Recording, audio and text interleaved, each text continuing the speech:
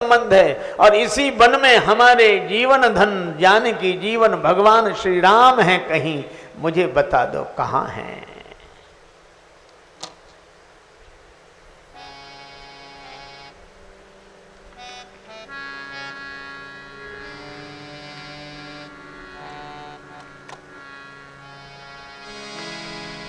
केहि बन राम लखन वैदेही,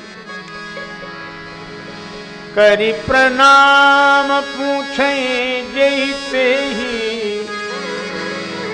केहि बन राम लखन वैदेही।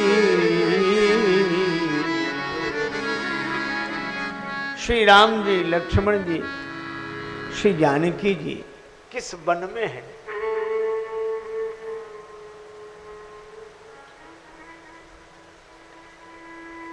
लकड़हारे के नेत्रों से आंसू बहने लगे, रोमांचित घात हो गया, हाथ जोड़कर बोले,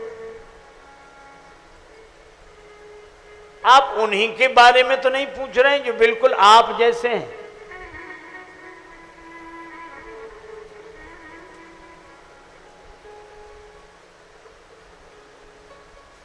जो आपकी ही तरह हैं।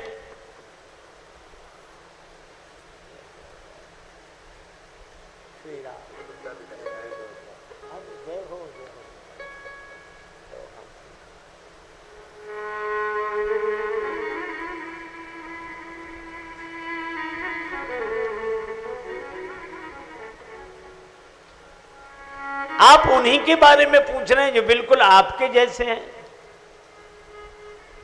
श्री भरत सिर झुकाकर कहते हैं, हम उनके जैसे कैसे होंगे, लेकिन हाँ उन्हीं के बारे में बताइए। अब तो लकड़हारा रोने लगा, कहने लगा कि एक दिन की बात, मैं हमेशा की तरह लकड़ी लेकर वन से लौट रहा था। तब तक मैंने कोटि कोटि कंदर्प दर्प दमनीय नीलांबुज श्यामल कोमलांगम श्री राम जी को देखा। जटाओं का मुकुट सिर पर, पीतांबर, पीली धोती, निरावरण चरण, अधरों पर मंद मंद मुस्कान, हाथ में धनुष बाण। ऐसी सुंदरता मैंने आज तक नहीं देखी। लकड़ी का गट्ठर कब सिर से गिर गया पता ही नहीं चला। मैं निर्निमेष नयनों से उन्हें निहारता रहा, नेत्रों से प्रेमाश्रु बरसते रहे।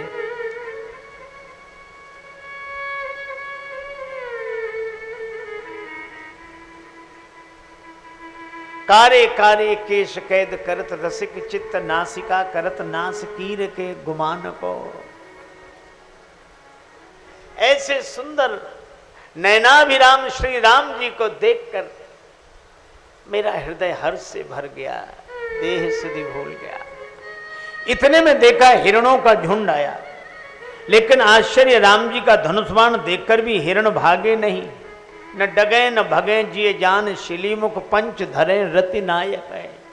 उन्हें ऐसे लगता था जैसे कामदेव ही धनुष्बाण लेकर खड़ा हो।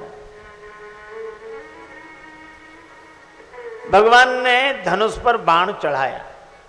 मुझे लगा इन आर्य कुमार की और इन हिरणों की दौड़ होगी, लेकिन आश्चर्य है, हिरण भागे ही नहीं।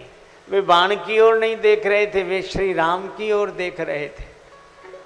और उनका मनोभाव यह था कि एक दिन तो मरेंगे ही।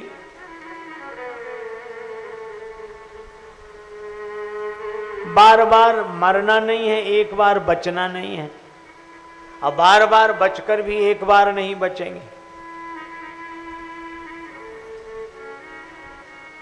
तो हम बाण की ओर नहीं देख रहे हैं, भगवान की ओर देख रहे हैं कि प्राण भी जाएं तो भगवान को देखते देखते जाएं, भगवान का दर्शन करते हुए जाएं। और एक भाव ये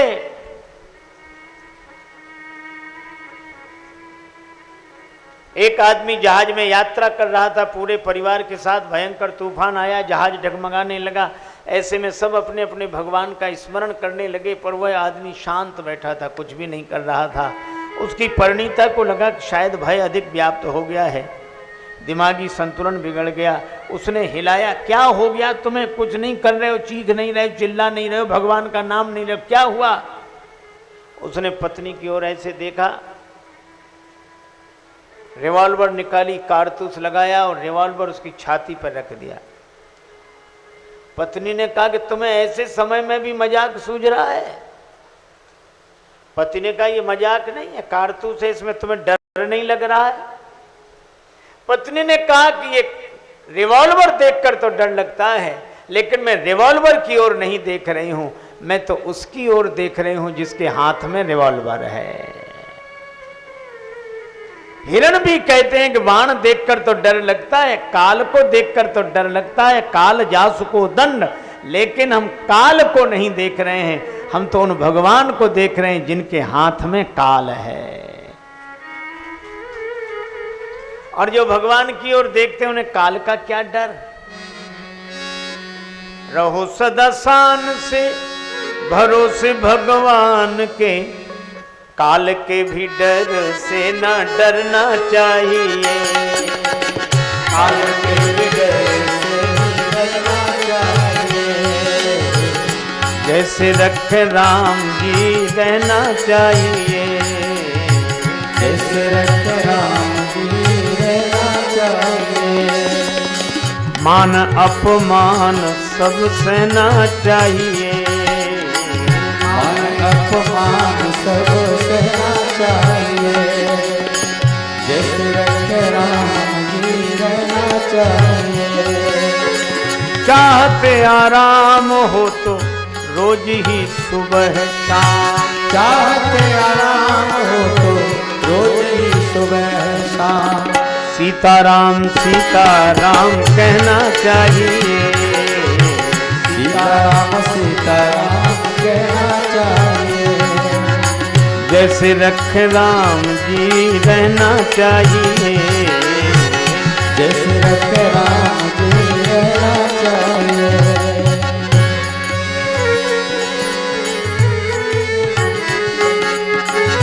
अनुकूल प्रतिकूल, नदी के दो तट होते हैं, उनको कूल बोलते हैं। जीवन की सरिता के भी दो कूल हैं, अनुकूल और प्रतिकूल।